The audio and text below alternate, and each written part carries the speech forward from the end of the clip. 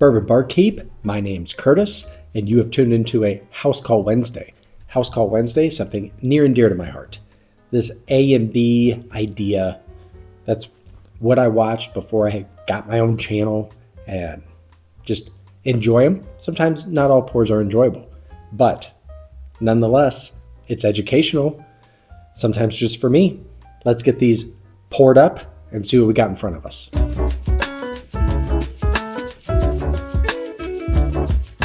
If you are new here, we got blind battles. I don't know what's in front of me. If you skip through the intro, I don't fully blame you, but I don't know what's in front of me. I don't know age. I don't know proof. I don't know price. This is just what's in the glass and see what's better.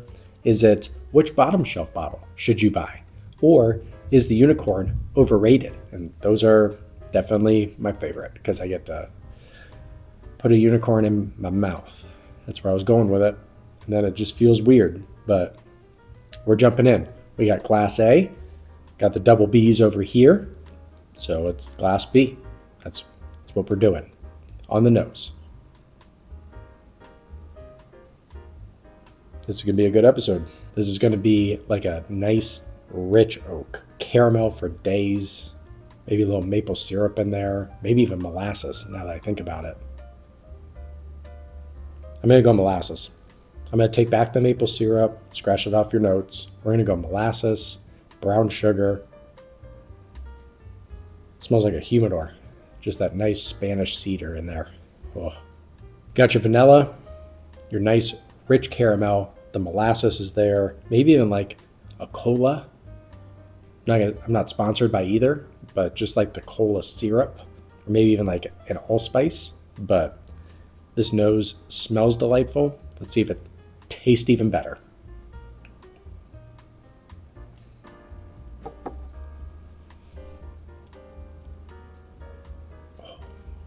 Oh yeah, that's good. Viscosity is fantastic, coats the palate, a lot of rich oak.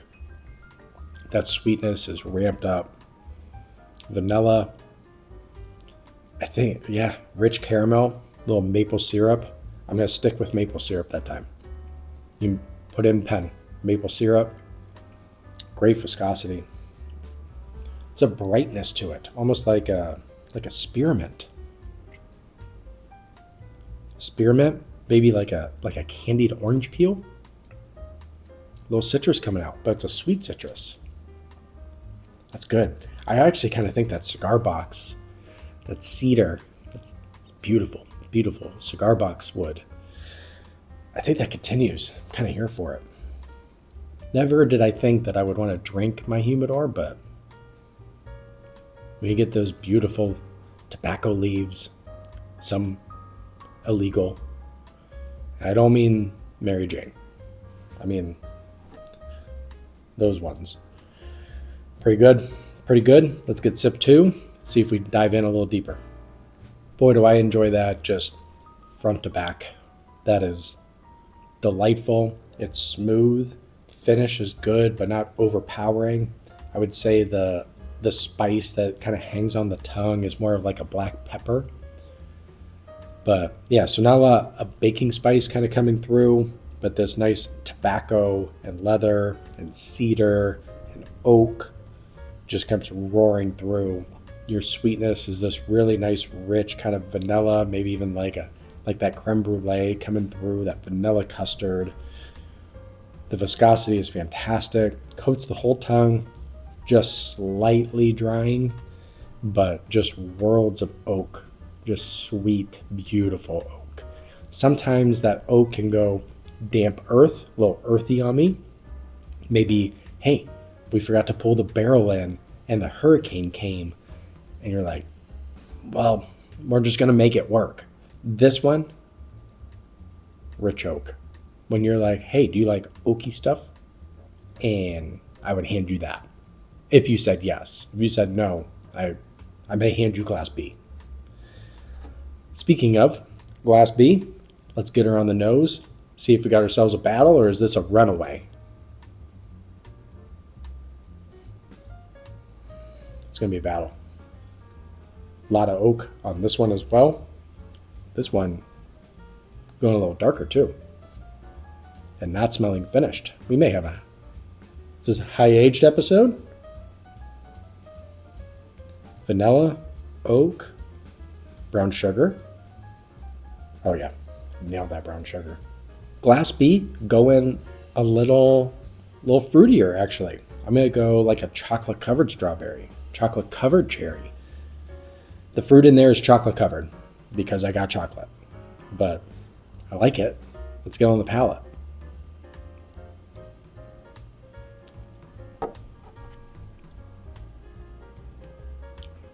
Ooh, oh, that's good.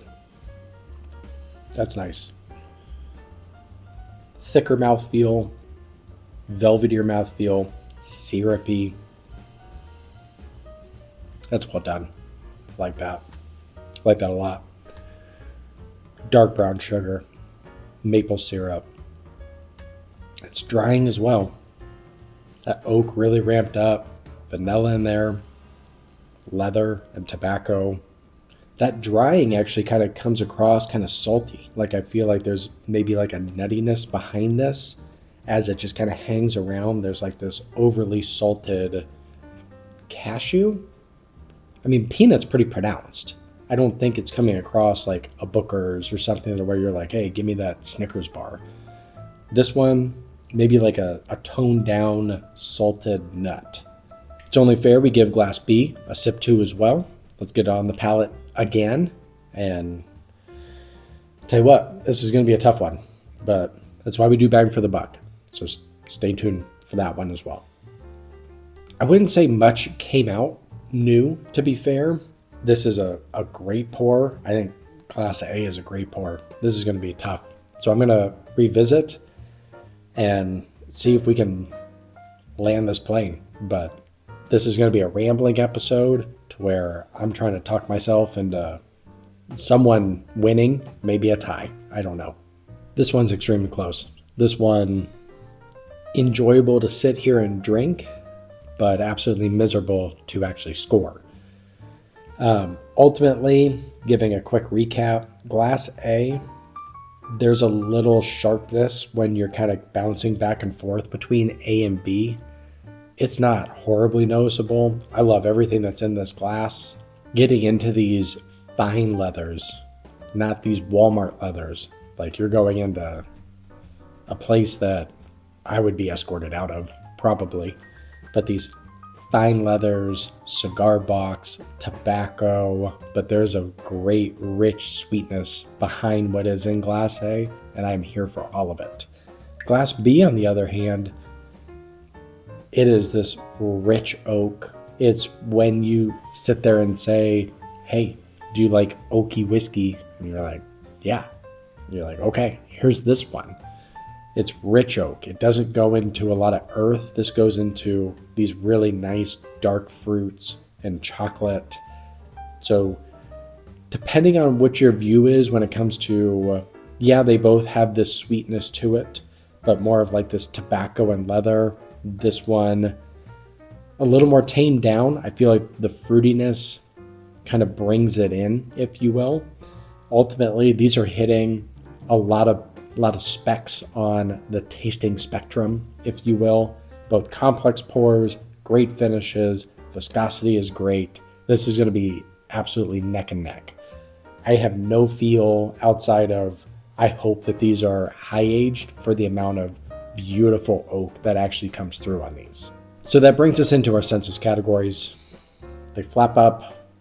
Why do they flap? They could flip or pop. You pick. Anyways, so we got the categories.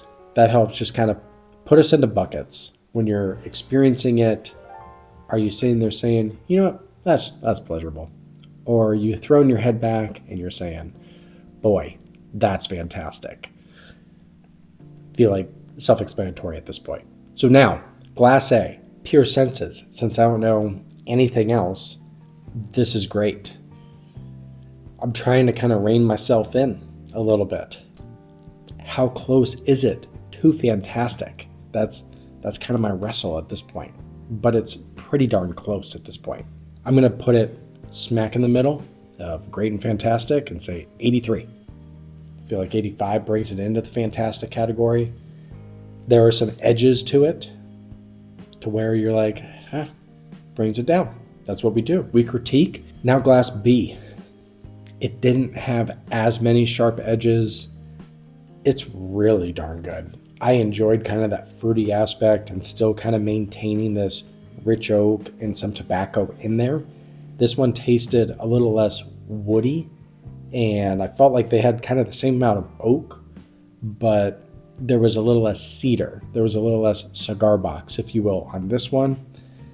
So I'm going to go 85.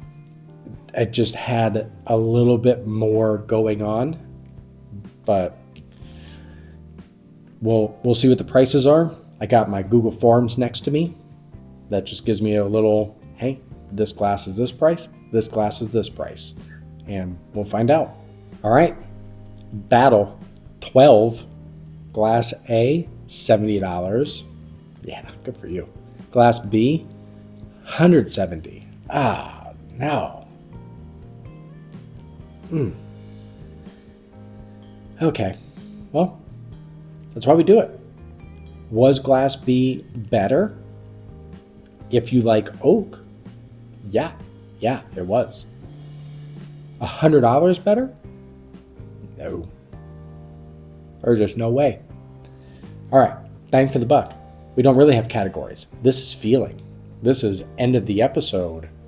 Are we feeling a little loosey-goosey? Or are we feeling a little Russian judgy, if you will? Glass B at $70, that's fantastic. I would pay above it. Not much. I'm not paying $170. This one, if you told me this was, what would I go up to? Why do I ask myself this question? I hate answering it. I do it all the time. Sometimes I can cut it. Sometimes I can't. Oh, I'll pay 90, 95, 90, somewhere in the 90s. Punches above 70, absolutely. Bang for the buck. What are we scoring you? Going up from 75, which I would say is higher. 70? What did we say? 70 to 90, I feel like is a substantial jump because I feel like every dollar almost counts more, if you will. So bang for the buck, it's going to do well. I'm going to go 74. I mean, you're already paying a pretty penny. You're willing to pay a much shinier penny. Let's do that. 170, this better have age on it. That's all I can say. There's just absolutely no reason. There's no reason. 100, I'm not paying more. Is it fairly priced? I don't know. Not knowing age, I don't know. We'll go 52. I mean, it's really good. If this isn't high aged, I'll drop it to 30. But ultimately, census wise, it beat a really great bottle. So I'm curious what we got in front of us. So I'm going to do the reveal to myself. It's in the thumbnail, so you all know, but here we are. Battle 12, we got Knob Creek 12 year and Knob Creek 18 year. God, I love that 12 so much. 18 year, I think I slept on. This is this I think matters. I don't know. Leave in the comments how much the batches actually have changed on the Knob Creek 18. This is batch 2, which I think is last year's, which doesn't help you. But if they don't change that much based off of some of the comments below, then you're fine. That batch 2 that's really good. It makes me feel better about 170. I'm not going to go down. I'm not going to go up. But that Knob Creek 12 year, it stood up to the 18. Was it worse? Yes. If you don't like oak bombs, I don't even know if this episode is for you. But that Knob Creek 12, it's still not only one of the best bottles on the shelf, but probably one of the best values. I don't understand how they're sitting there getting away with 18 year at 170, I would say is fair. 12 year at 70? Come on. what we doing? Not a lot of nuttiness now that I know, but I'm excited to finish both of these pours after I sign off. So like, subscribe. House Call Wednesday. What did you all think? Are there any matchups I can at least enter into the generator? And I can't promise they'll show up in the next 6-8 months. But it's not because I don't care about you. So you got that going for you. Thank you all for tuning in again. And hopefully Knob Creek 12 year treats you well at $70. Why not?